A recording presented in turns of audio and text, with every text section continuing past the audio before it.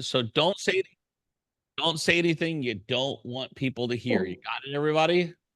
If you have a question, I'm trying to watch. Let me put can I put this in so I can see everybody?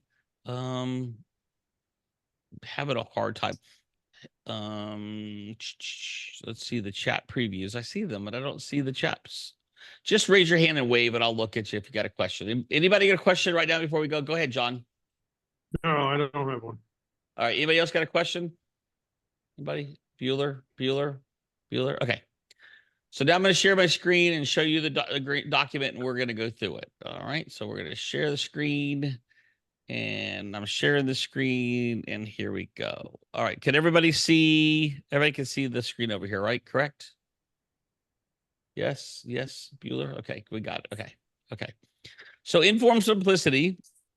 Obviously, when you're home, you start a new transaction, and we have put the buyer broker agreement right here to make it easier for you as a form package. It's just a single document.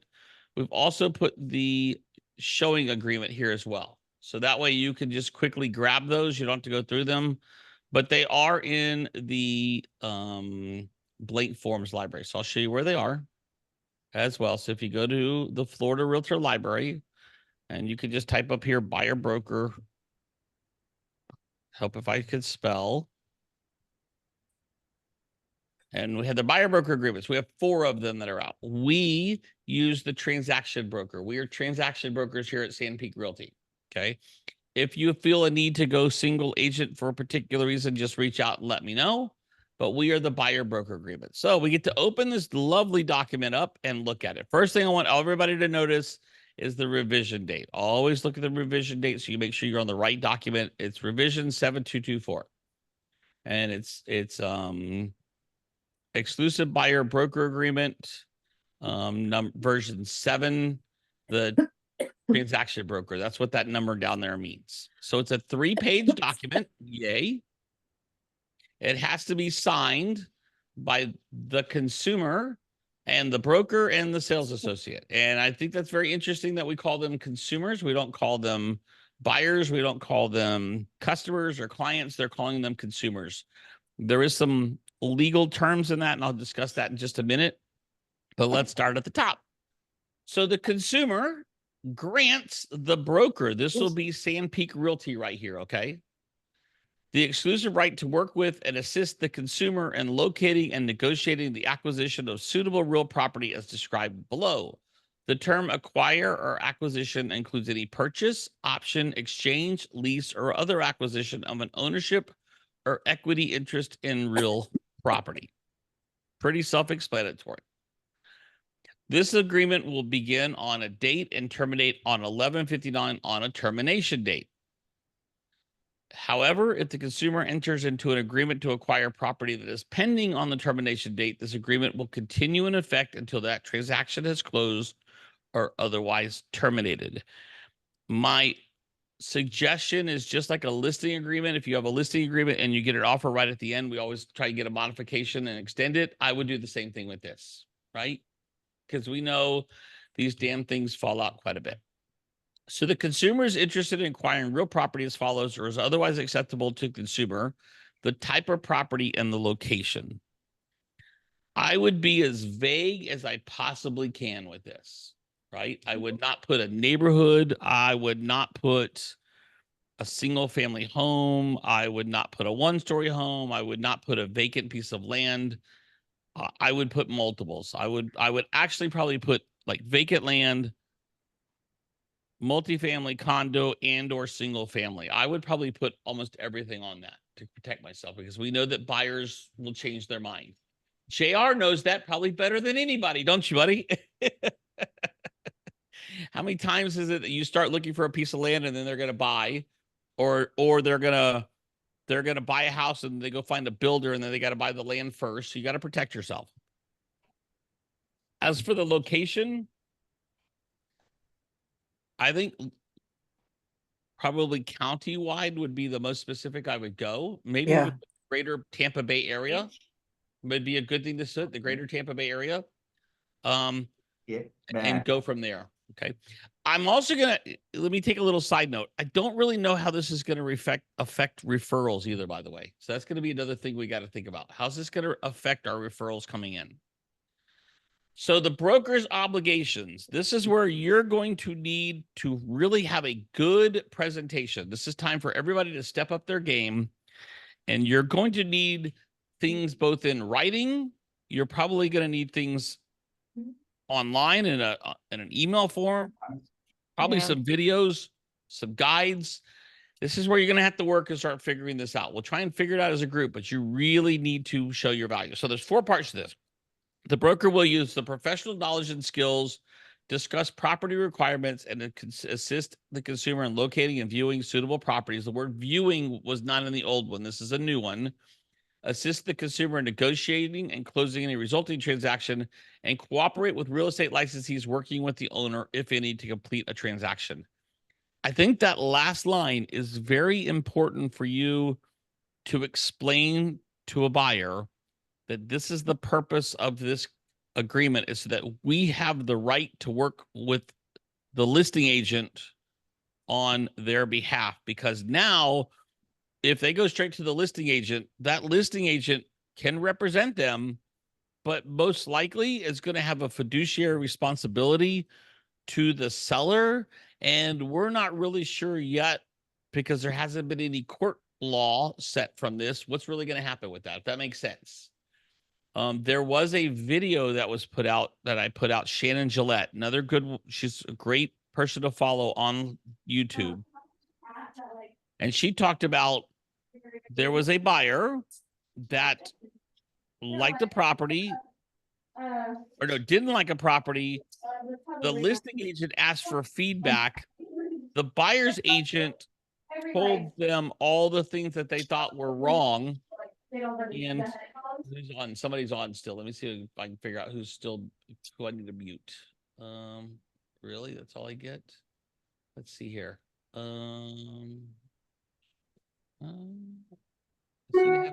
Oh, Christy's muted. Mute and mute. Andrea, What? mute yourself, dear. You're the culprit right now. There she is. Okay, she's done. Anyways, this buyer's agent gave feedback, really negative feedback about the property to the selling agent. Then 4 days later, the buyer changed their mind and wanted to put an offer on the property. And they did, and they put a lower offer, and the sellers were so offended by their comments that they countered back and said, either take it or leave it. And then there were some repairs that were requested, and the seller said, screw you, you hated our property, you either take it or leave it. And they went up taking it.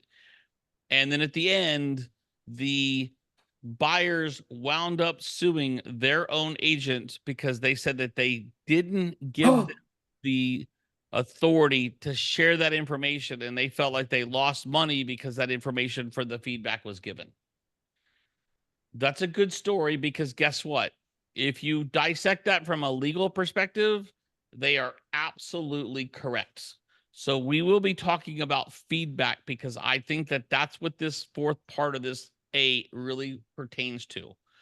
So we're going to have our buyer's permission to offer feedback from now on.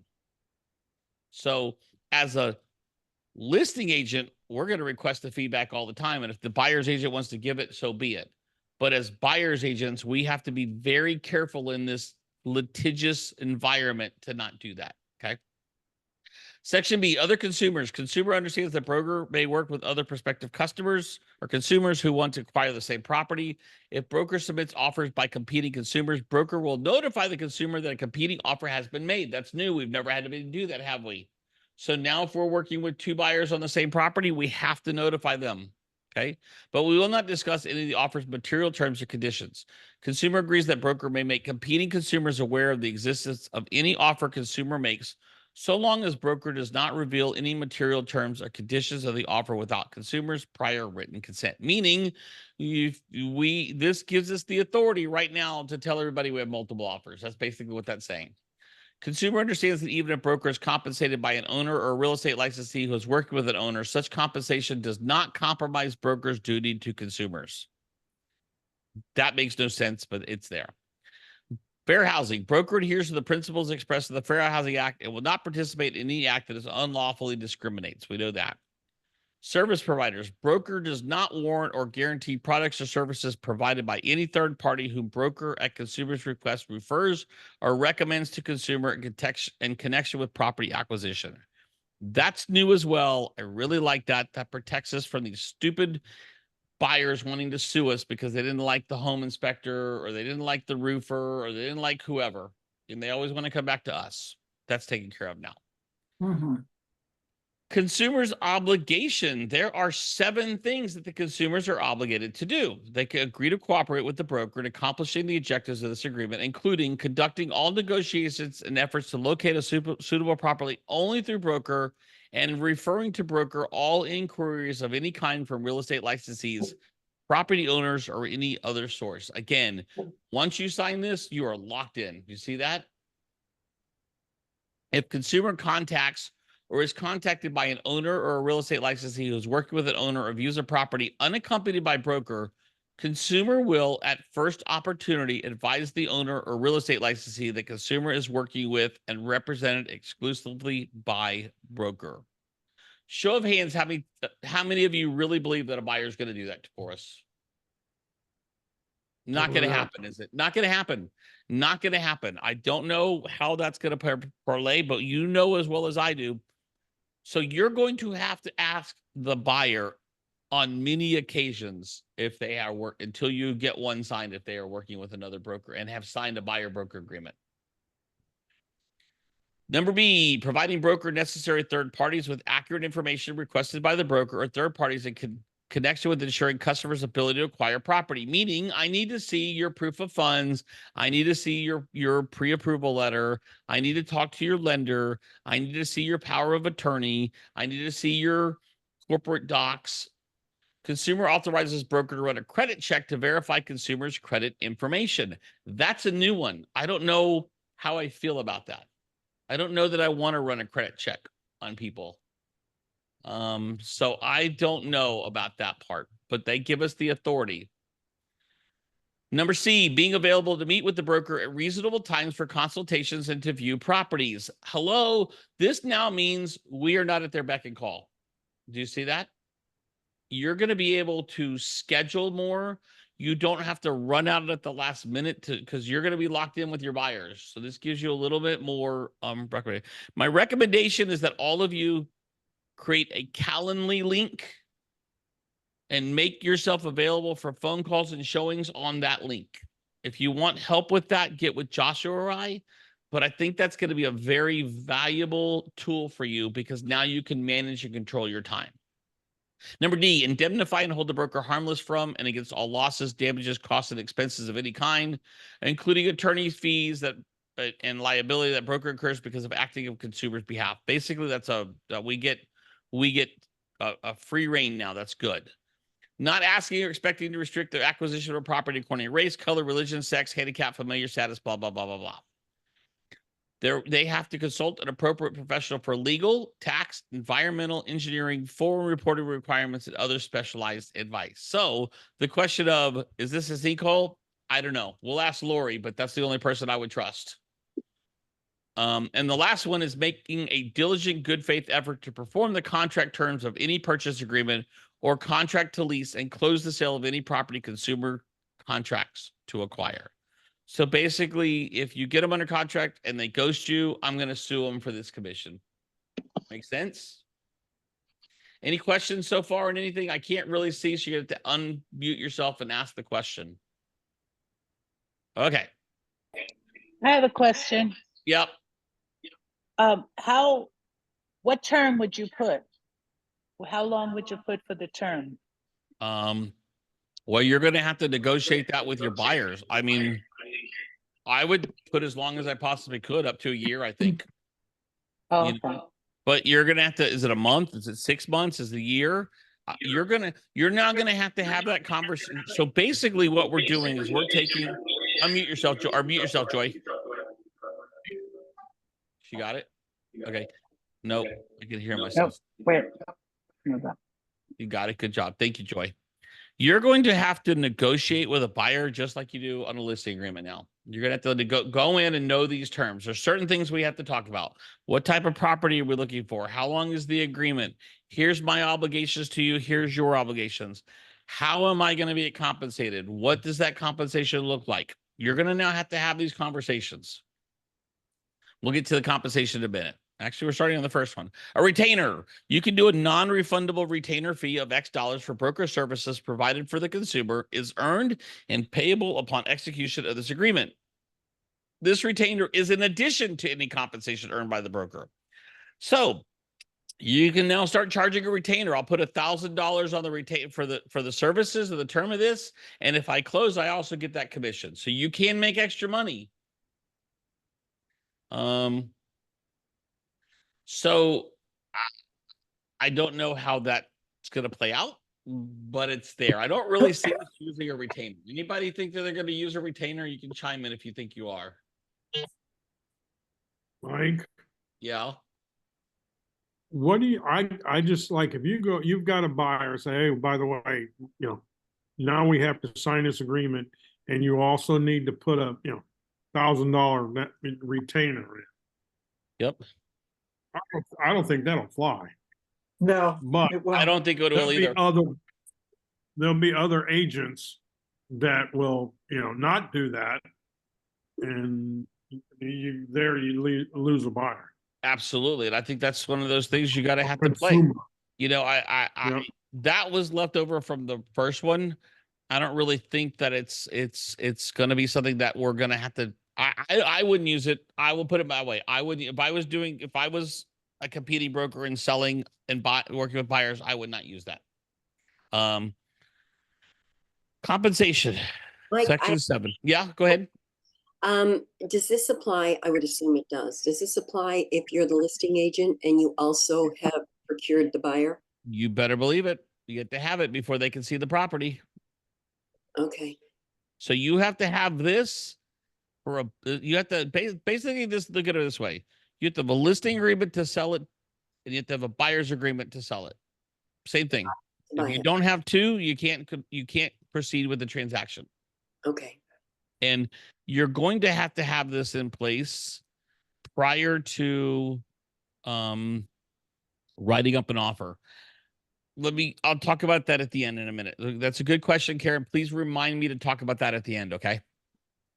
Broker's compensation is earned when, during the term of this agreement or any renewal or extension, the consumer or any person acting for or on behalf of the consumer contracts to acquire real property as specified in this agreement or defaults on any contract to acquire the property. The compensation is for broker services for consumer. Compensation received by the broker, if any, from owner or owner's broker for services rendered to consumer will reduce any amount owed by the consumer per this paragraph. There's a couple of things to unpack of that. It's earned when they go under contract. Do you see that word right here? It's earned when they contract, not when they close. So if you go under contract with a buyer and then they ghost you or they piss you off or they just make their mind they're done, they're going to break the contract and get out of it, you technically have earned your fee. So keep this in mind if you have a really ornery buyer, is what I'm trying to say. Okay. But you need to explain that very clearly, that your compensation has been earned when they go under contract. It's customarily paid at closing, but it's earned when they go under contract. Okay. And that's the word, consumer contracts. Okay. The second one is this compensation is for broker services for consumer. Notice the word. It is not commission.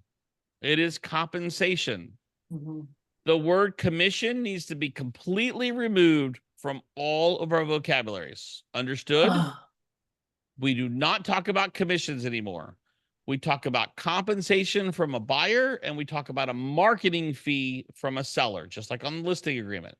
So it's a marketing fee on a seller. It's compensation on a broker, on a buyer. Okay. So no more commission. If I hear you use the word commission in the office, you have to put $25 in the pot and we're going to all get drunk on it one day. Okay. Deal? Okay. And that includes my conversation. So if I hear you say it on the phone in a conversation, I'm going to make you chop up $25. So we're going to use it at the end of the big party. Deal? Michelle, let's Okay. especially go to you. You know that. Yeah, sure. Okay. Yeah. Compensation received by the broker, if any, from an owner or owner's broker for services rendered consumer will reduce any amount owed by the consumer per this paragraph. So there's two parts to that, right? Compensation received from an owner or an owner's broker for services. They open the door.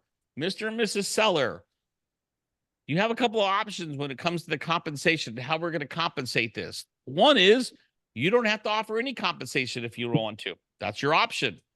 Please keep in mind that about 95% of all sales involved a real estate agent on both sides, a listing agent and a buyer's agent. And customarily what we did is we shared the total compensation between the two. Now we're being told to split them. We are not going to steer any buyers away from your property. However, buyers aren't stupid either. That they're going to go to a property that is going to be offering compensation. And unfortunately, we don't have a mechanism, unless we call the other agents, to find out what your competition is offering for compensation. The courts and the Justice Department have taken that right away from you. That's I'm going to script that out for you. It's a very important way to say that. Okay. But one of the options is we can make an agreement right now.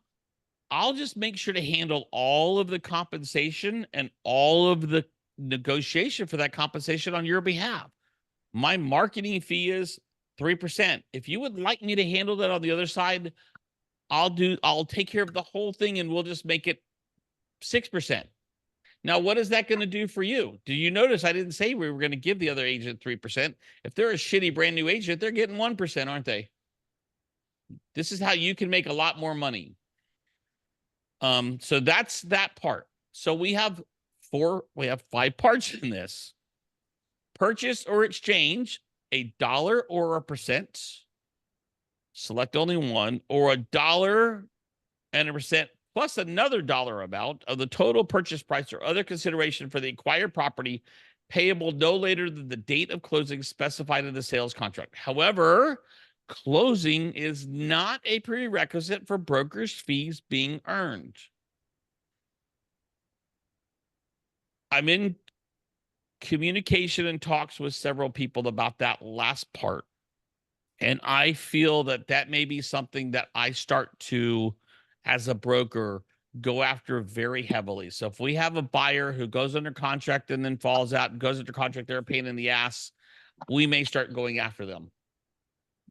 Probably what will happen is whatever compensation we have on here, we'll give it to an attorney like Andy Lyons or somebody like that. They'll get half and we'll get half and we'll go from there, but at least we're getting something. I start to see a lot of that going on. You can put a lease on there. So if you have a customer who's leasing, you can do an option.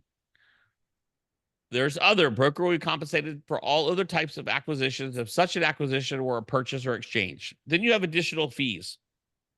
What I want everybody to put on here, the additional fees, is our $395 transaction fee is going to go on that line. Okay. You now can, if you choose, and this is up to you, put an additional amount on there if you would like to as well. Or you can increase that additional fee of $395. It's up to you.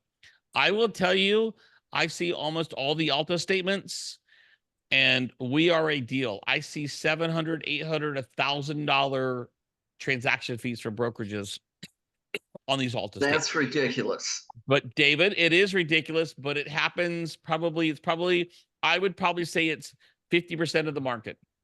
So keep that in mind. Okay. Mhm.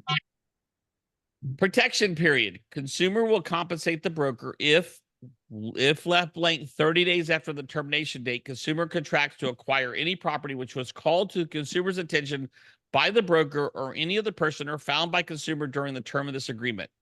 Consumer's obligation to pay the broker's fee ceases upon consumer entering into a good faith exclusive buyer broker agreement with another broker after the termination date. It's just like the listing agreement, right? There's the protection period of the listing agreement. If they enter into another listing agreement, you basically lose rights for everything. But if they don't, it continues. I would like us to put 90 days there. I think 90 days is fair because you know how buyers are. I think 90 days, I think it should have been defaulted to 90 days. I think 30 days is too much, is too little. I'll leave that to you, but that's my opinion on it. Okay. Now, there is a way that I'm going to show you in the next 2 weeks, and this is going to become very, very important for you. You are going to have to start tracking which properties you share and show with a customer. Okay. If I send a property to you and you are in my buyer broker agreement and I send it as part of a general search from our IDX system or the MLS, and within 30 or 60 days after you go under contract and you don't have a buyer broker agreement, I can go after you. I'm going to say this to you at this point. As real estate agents, we are getting royally the shaft right now. We are getting screwed like we've never been screwed. We have to look out for ourselves. We have to look out for our business. We have to change our mindset of being professional and running it like a law attorney does, correct? An attorney bills you for everything, don't they? They bill you for a paperclip. They bill you for every 5 minutes they're on a phone call trying to get something for you. They bill everything. That's what we're going to have to start doing. That doesn't take away from your ability to service the customer, to give fantastic customer service, to be friendly, to be knowledgeable, to be diligent and skillful, to be helpful.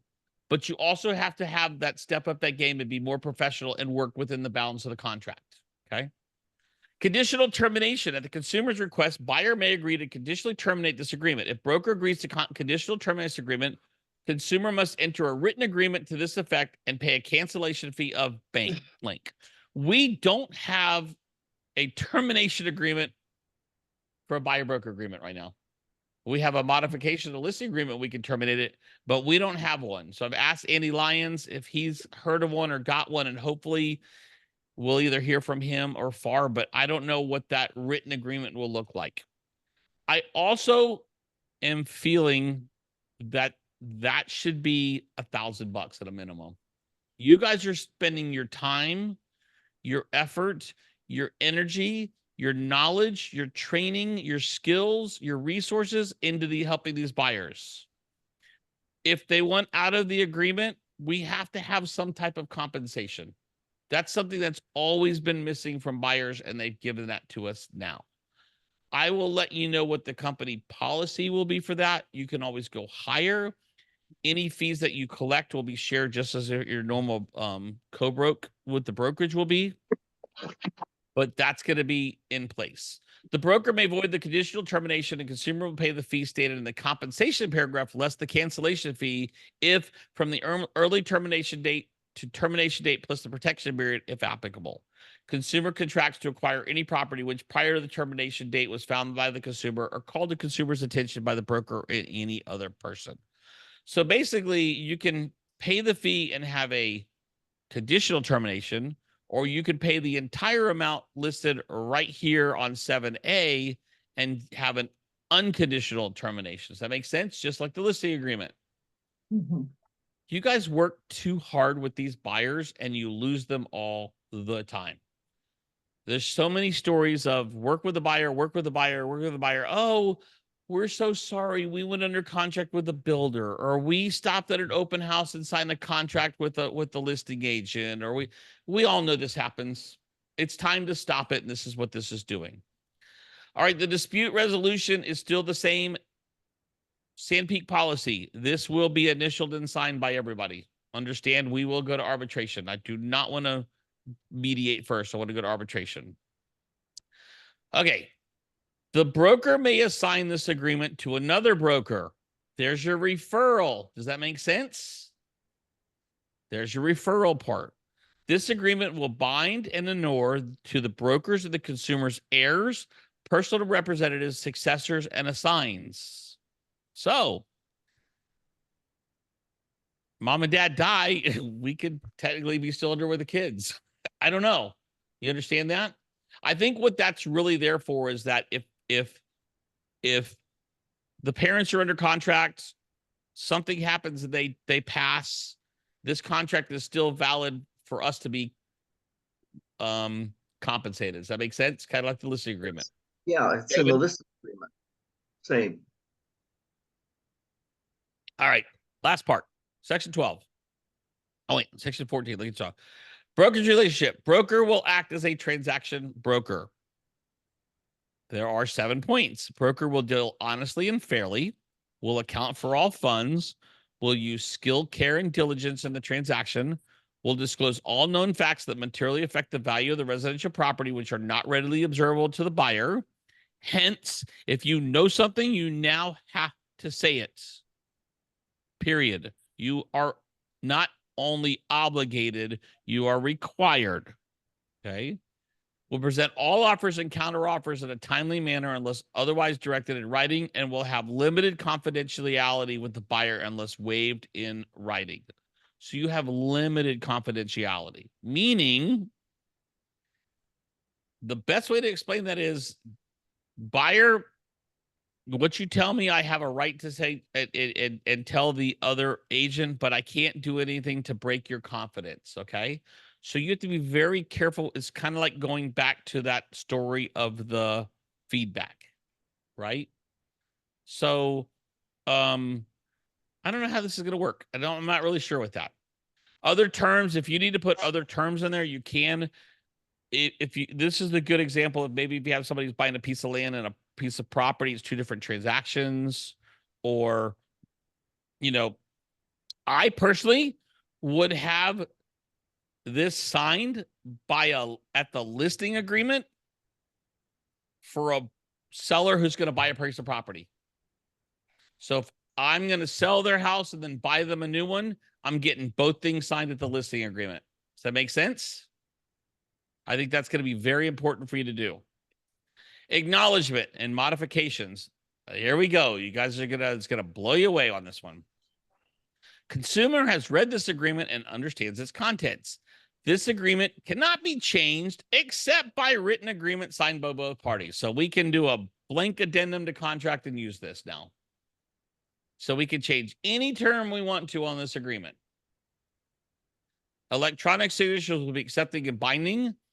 You have to read this line. I think this is going to come from NAR. We have to read this line completely to them just as it is. Brokerage commissions are not set by law and are fully negotiable. Broker may not receive compensation from any source that exceeds the amount or rate agreed to with the consumer. However, consumer agrees that broker may receive separate compensation from an owner of the property. Services rendered to owner by the broker for which consumer will not be responsible. Okay, let's dissect that. Consumer agrees that the broker may receive separate compensation from the owner of the property for services rendered to owner by the broker, for which consumer will not be responsible. Is that a bonus? Is that, I don't know what that is. I don't know how to dissect that. Okay. Broker may not receive compensation from any source that exceeds the amount or rate agreed with the consumer. So if on here you put 2% and the listing is offering 3%, you can only take 2%. But we can modify using the other forms to change this to 3%. Did you know that? Mm-hmm. Now, I don't see how a buyer is not going to say, well, I want that 1%. Why the hell should you have that? Right? So you may be going, all right, you get half and I get half. My opinion is this. I think I'm going to go after 4% on these agreements and be able to negotiate down. That would be my opinion. Maybe 3%. You guys are going to have to figure this out on your own to some degree. I'm not sure how much I, as a broker, can put in policy. I don't know that I could put a floor on this or not yet. That hasn't come out from NAR. I'm a little worried about putting a floor on, because that's kind of steering, isn't it? That it's not fully negotiable.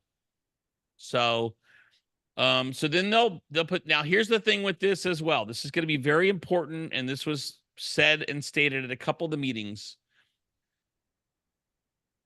We have to have their name, their signature, and their proper address, telephone, and email. Okay. Here's what we're going to require. We need to see a copy of your driver's license to go with this. Like we used to. David, do you remember we used to have everybody's driver's licenses to go show properties? Agree with me, David? Yes? Did we used to do that? Yep. He's shaking his head for those who can't see it. The reason being is we have to be able to know where to go after these people or serve them with papers if we don't. The other thing that is going to be coming forward out of this is that, you know, on the contract where it's got the buyer's address or the seller's address on the last page of the contract, that's going to have to be coming back into play because it has to play with this. This is how we can bind the buyer broker agreement. So get used to that. Okay. It's okay because if that information's public anyways, it's going to be at the title company. Trust me, we can, and I would say this, you need to all start using Forewarn as soon as you get a telephone number and confirm the information on Forewarn for that buyer.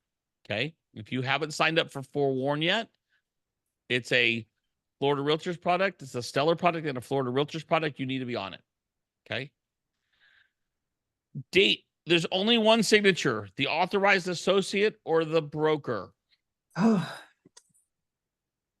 However, I have to sign I have to initial all pages, correct? Please remember, you are the second box, not the first. Now, these are for the purpose of what's the word I'm looking for?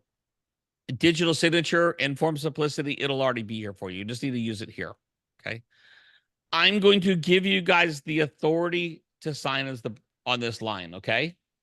You are always the last one to sign. The consumer always signs first. Understood? What if we don't want to sign on that line? You want me to sign it? I'll sign it. That's fine. All right. And of course, Florida Realtors and NAR, you know, they copped out of everything. Florida Realtors makes no representations to the legal validity or accuracy of any provision in this form. So we're supposed to use them. We're supposed to use them, and they're supposed to stand up in court, but they're not backing us up. Don't you love that? Bastards. This standardized form should not be used in complex transactions with extensive writers or additions. This form is available for use by the entire industry and is not intended to identify the user as a realtor as a registered collective membership, blah, blah, blah. Okay? One of the things that I want everybody to do is that you need to, and we're going to have a policy for this, that as soon as it is signed, you need to digitally send this to the consumer and probably for record keeping copy. We're going to have an email like I don't know, buyer@sandpeakrealty.com or something where I can be, and Jen, we can say, guys, there's going to be lawsuits out of this. I don't know how else to say this, that we just know it's coming. I want to try and handle all our paperwork and be as transparent and be as organized as we can with this. This is ebbing and flowing. We don't have all the information yet. As a broker for 11 years and as a real estate agent for 21, this is probably the most frustrating time I've ever been in real estate because we just don't have the information. Okay. But what we do have is an incredible team that's going to help each other through this, right? What we do have is good training, and we're going to train the hell out of ourselves. And what we also will have is a good systems and policies to make sure you guys do this properly. You're going to have to do this starting in 2 weeks. That's just no way around it. So get used to it. I would print one of these off and start reading it and start filling them in. Just get used to it. You're going to have to do it. We have 33 days until this is a full policy. I think from what I understand, Stellar is going to be removing the compensation fields. I think they're going to start August 10th is the date. I think they're going to do it a week early. I'm not sure what Flex MLS is going to do. I haven't seen their policy on it yet. I think that they're all holding out to the very last possible second to see if there's going to be a stay on this agreement. So that's where we are with this. So what do we do with it? That's the next thing. Where do we go? What do we do? Where do we go? First thing we got to do is got to get really, really, really good at telling a story now. We have a story we have to tell. I would suggest that you all go back, watch this recording, and take some notes of some of the terms and the words I've used here. Write those out, and then go back, and you need to, now more than ever, you need to script this out. You really need to write it down, start to finish, write down what you're going to say, write down what you're going to talk about. I would go to Etsy. We'll try and get some many as we can, but I would go to Etsy and probably have a buyer's guide. I think that's going to be very important. You put it in Canva and customize it. I need to see that before you do it, or use it, I should say. You're probably going to need some handouts. You're going to have to express your value. As a consumer, I would probably give you the middle finger if you told me I had to do this, and get used to that. Hopefully, the real estate community will be smart enough to not cut the corners. Reality is there's a lot of unscrupulous and shady real estate agents that are going to cut every possible corner they can. So don't be offended or take it personal if a buyer tells you to shove it, they're not signing something. They may have to hear that from 3 or 4 agents before they finally say something. My suggestion is that you follow up with that buyer every day, twice a day, until they sign something. You have to prove your value while they're signing this. You have to now. There's just no way around it. All right. The second thing that I'm really worried about with this, and that was Karen's point, is as you have the listing agent and you have a buyer that comes in, do you have to have that agreement? Well, yes, because it's very clear that you have to have it before you can see the property. Now, we know we all get these sight unseen offers, correct? Especially from investors. Well, how do we handle that? I know we got rid of SkySlope, but this was one of the conversations when Steve and I were trying to help them come up with SkySlope offers. This was a conversation I actually had about 3 years ago with them, that if something like this happens, we need to be able to track every offer that comes in, because if we ever get audited, we have to show that documentation. So we're working on that policy. I think You it's gotta go going to out? be, what's that? Oh, I'm sorry. Go ahead. Say what you got to say. No, I didn't know I didn't mean to, I was talking to my dog. Hi, what's your dog's name again? I was talking to Oliver. Oliver. We all love our He's dogs, so don't sweet. we? I'm sorry, Mike. I thought I was muted. I You're all right, apologize. Michelle. You're all right. No big deal. Okay. Okay. So we're going to have a policy in place the next couple of weeks. We're probably going to have to, any offer that comes in, you're going to have to basically put it in the file in Florida in Form Simplicity from now on. Just no way around it. All offers have to go in. Even the crappy little emails that the one-liners where they say that you have to forward that, PDF it and put it in there. Here's what's going to happen. Morgan & Morgan, I don't know, well, all these attorneys are going to start coming after agents, and they're going to be ghost shopping you. They're going to be ghosting shopping, and they're going to act like they're a buyer. They're going to act like they're a seller. They're going to do everything they can to trip us up and say, oh, you don't have a buyer broker agreement. You're breaking the rules. You're breaking the law. Your errors and omissions. We're going after you for $1 million because you've damaged our consumers. So we are going to have to go above and beyond. Unfortunately, we have no direction from Florida Realtors. We have no direction from NAR about any of this stuff. I have no direction from anybody but kind of some of the people I'm watching on YouTube and the coaches. And I'm probably getting 3 or 4 calls a week from some of my broker friends going, what the hell are you going to do, Mike? And I'm leery to tell them, most of them. I don't really want to, I want to protect us first.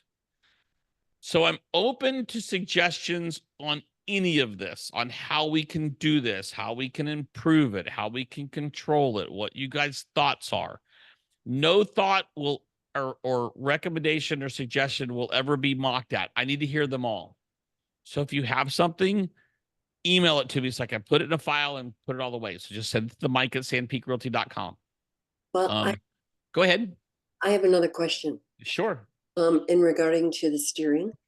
Mhm. So let me see if I'm understanding this correctly.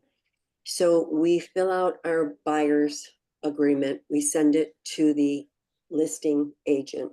We don't send it to the listing agent. That's not required. It's not required. I don't know if it's not required or if it's to me, I thought we had to send it to the listing agent to prove that we had we something. don't yet. show the And property. that's a gray area. Now, I think that the way they wrote this, you could send page 1. Okay, well, that's my question. So in that, when we send that, when we have that conversation with the listing agreement, is that when we negotiate what the what the marketing buyer's fee, where did I write that? We I can don't- say compensation. I We can don't say wanna pay you can 20 use the word bucks. compensation to a buyer's agent. You can say Okay. compensation to a buyer's agent. Yes, that's when you're going to have that conversation, Karen. Actually, absolutely. Okay, so now to me, this poses another question. Yep. If we find out that the seller is not offering anything, and we go back to our buyer and we say, seller is not offering any kind of compensation fee, so therefore I'm going to have to ask it from you. They're going to say, absolutely not. I have enough for the down payment. That's it. Take me. I want to go to another property. Absolutely. They're steering, not us, and how do Absolutely. we cover our heinies. Absolutely. We will say, you just say, remember per this agreement, we have 3 options, right? Either you're going to pay the full amount. We're going to negotiate it as part of the contract, or the buyer's agent, seller's going to offer the compensation. Those are our 3 chances, right? You know as well as I do that buyers are not going to go anywhere there's a 0. They're not stupid. Exactly. They're not stupid, and sellers aren't going to net more money because of that. I think that's the big thing Right. out there with the media. And they're going to say Right. they change their mind. They don't like whatever the schools, which is going to be code for, I ain't paying anything. Let's go to another property. Absolutely, yeah. The consumers are going to totally do that. We know that. We know. I wouldn't you? Well, exactly. But Wouldn't then, you? Now, but here's the hard part. Here's what you're going to have to do. Guess what you're going to do on every showing? You're going to have to call every friggin' agent on every showing that you do and say, "Are you offering compensation?" exactly. And as a listing agent, do you know how many more phone calls you're now going to get? Mhm. Yeah. No, we're trying to figure out a way to do this. But I think the listing agent, Mike, needs to see a copy of that buyer's broker agreement. You just can't take the word of the buyer's agent that he has one. We don't know that yet, David, because that's not been by law by that. That was one of my That only makes topics right sense. up front. Well, I mean, how do we know we have it? Yeah, you can say that the goat ate my schoolwork. Yeah, absolutely. So these are the things that are now. Can we require them as a brokerage on our listings to say, hey, as part of your offer, you need to send page 1 of your buyer broker agreement to prove that you have that in place? Yeah. I actually asked that question to Florida realtors when I did the webinar, and they didn't have an answer for me yet. But then is it our job to police other realtors? Well, is it really the listing agent's job to police other realtors? if the word is that you Get sued. you get sued because you have to have that in place in order to see the property, and you are the listing agent and you're the one who's responsible for those who enter into the property, a good attorney will probably say yes. Yep, exactly. A good attorney will probably say yes.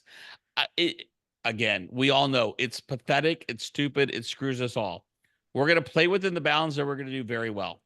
What we're going to be able to do is articulate a message to get a lot more buyers. Okay. That's the big thing. Now you understand why at the very beginning, what did I say? 40% of your business needs to come from listings.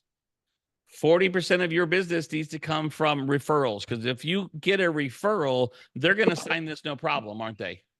Referrals are going to sign this no problem.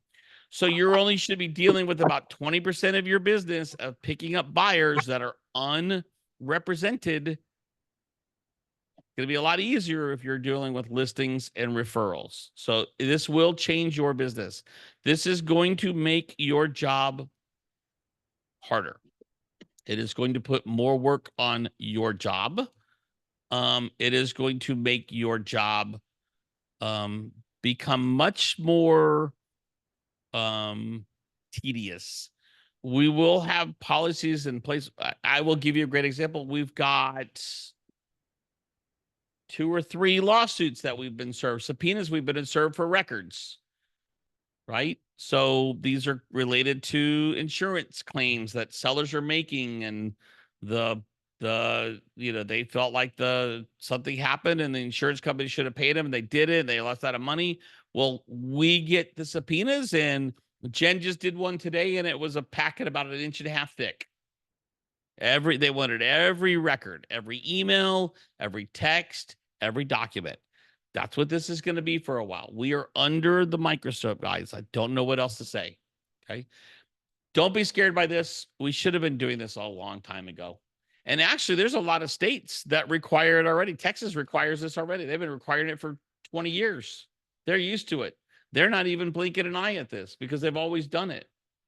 What we should have done in Florida was taken section 8 and 10 of the listing agreement and split them and not put the total commission on line 8 and then the partial part on line 10. It should have been, here's my part on line 8. Here's what their buyer's agent gets on line 10. That would have made things a lot easier, wouldn't it?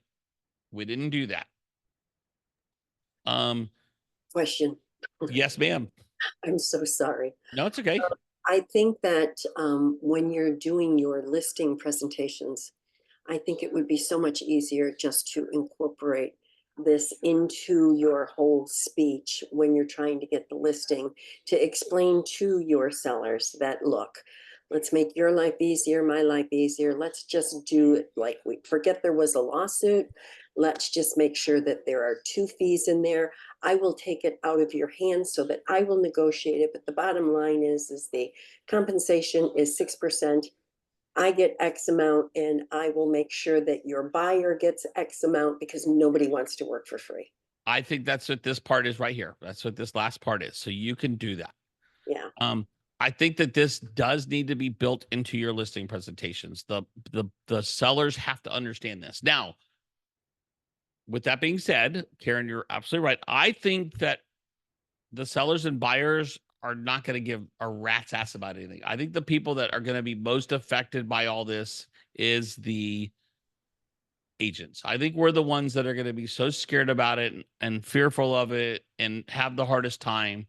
I think as long as we all just embrace it for what it is, it's just a story, you guys. It's the same thing. We got to prove our value. Save me time, save me money, solve my problem, ease my pain, teach me something I don't know, or make my life easier. Those are the 6 value statements I've taught since the beginning I've started this brokerage. Once you do that, this all takes care of itself. It just does. Now,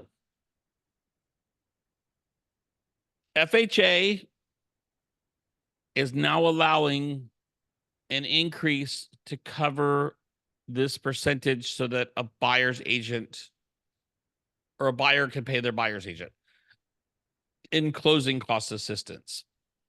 VA is also now allowing for the buyer to pay the fees. Those 2 have been changed. Who it's really going to affect big time are our first-time buyers, our FHA buyers who need closing cost assistance. You need to ask me, you want 9%? We go from 6, or you want 8% or 7% now, right? Because you want me to pay your agent and you want me to give you 4, 5, 6% closing costs. That's who it's really, really going to affect, right? It's really going to affect that. So this will evolve. We'll hear more videos. I'm trying to send out and share videos to you guys from some of the trainers, especially Ricky Caruth. I really like the way he's messaging this and explaining it. And just stay motivated. We're going to get through it just fine. We'll actually probably make more money. I think when it's all said and done, we're actually going to make more money. We're going to get rid of the shady and crappy buyers who waste our time, and we all get pissed off and then they don't buy. Several of you sure wish you had it just in the last week or 2. JR, am I right? You know, I mean, it's frustrating when you work with a buyer for 3 or 4 days and then they go somewhere else. So I think once this is all done, you guys will all come out much better. Just know we just got to get through. It's going to be an adjustment period, but don't let it stop you doing your business. The relationship is the most important part. Build a good relationship with a buyer, build a good relationship with a seller, and everything else will take care of itself. It always does. It's all about the relationships. So, that's it. You guys got questions? Let me kick out of this and get back on this part. Does anybody have any questions on anything? See if anything are coming Mike, through. I got a question. Yes. Yeah. What do we do on open house? We don't know yet because Jeez, there is in the FAQs, Ricky Caruth actually went over this, and I caught this too in the FAQs on the NAR settlement. It was very vague about open houses. How do you do an open house? Do you have them do it? Do you do a showing agreement? There is a showing agreement. Let me show you guys that as well. Let me go into the, and let me go back to here really quick. Let me go back to my sharing my screen. Well, at the door, you have to have those showing agreements. I think you do. So for each person. there is a showing agreement. Can everybody see my screen again? Yes. Yeah. Okay. Oh. There is a showing agreement. So we put it under, well, we put it under the forms packages. So it's just easier for you guys to find. There's the buyer broker agreement for everybody. I would probably print 10 copies of this and keep it in a manila folder in your car too, by the way. So you have a showing agreement. Now, the first thing I'm going to show you with the showing agreement is this. As soon as it opens up, let's go to the bottom. 1006. This showing agreement is from October of 2006. So this just gives the parties, and it's not a consumer, it's a buyer. They can be interested in a property. You specifically state what property it is. It's the same kind of obligations, and you get to put the compensation. So this could be used for one property showing at a time. Okay. Those are your options. You do have some. Any questions, anybody? Any questions? Any questions on anything? Anybody texting in any questions? Nope. Hey, I got one for you. Fire. Hey, can you hear me? Yep. Christy, go ahead. Hey, so, but since you have isn't your sister-in-law an agent in Texas? Yep. Find out what she's doing. Well, no, Let's she go. works for new. She works for new. She works for new. New She's construction. she's a vice president of new construction. All right, well, scratch that. I just thought, what is she doing for open houses? What, Well, Send me a I link think from here. Okay, I'm gonna stop. Okay, any other questions before I stop the recording? Because I want to say some stuff that I don't want out there. Anybody else? Okay, let me stop the recording. Mike, Yeah. I have a question. Okay, go ahead.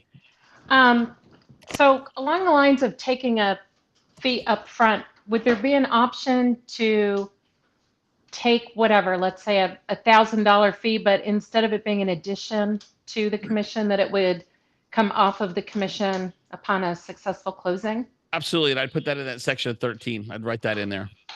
Okay. That the I retainer like that will idea. that the commission will be reduced by the retainer amount. I mean, that's an option. That's definitely an option. You guys got to remember. I know that it seems, what's the right word for it? I know it seems aggressive, and we're kind of where it's just kind of like we're really taking this hard stance. But you guys got to remember, you're professionals. You're trained. Your time and your energy and your efforts are valuable. And I think that the consumer has done a great job of screwing buyer's agents over the years. And so I think that it's just finally kind of leveling the players field for buyer's agents. The other thing that I love is we're going to see finally get rid of these stupid, 2% minus $500 fees. And 2.5% minus $900, or you know what I'm talking about? How these agents do all these MLS fees. That's going to go away. That's going to go away. It's going to be a clear cut. It very well could be a round number. I wouldn't be surprised on higher priced properties if the commission is, on a $700,000 house, it's a $10,000 commission. Don't forget, no matter what they are offering, you can always negotiate for more, right? You can always negotiate. Everything's negotiable. That's what they're trying to sue. Except for the one thing that wasn't negotiable, this whole thing, was the 40% that the attorneys got as part of the settlement. Homeowners are getting like $20 and the attorneys are getting like, $18 billion. Don't you love that? So, all right, I'm going to stop the recording. Okay, wait, back to open houses. So Okay. you said have a bunch of these in a manila envelope. Okay, so when you walk in, you have them sign in, you ask them if they're working with an agent. They say no. And you ask them, well, would you like me to represent you? Well, as a matter of fact, yes, I do. Okay, sign this piece of paper. And then you find out down the road that they are working with another agent and they do have a bunch of these. Now, I have heard that because they have to be dated, that the most current date is the one that wins, Nope. correct? Nope. Okay, Nope. so much for that. It's just like a listing agreement. A seller can enter into a listing agreement with as many agents as they want, right?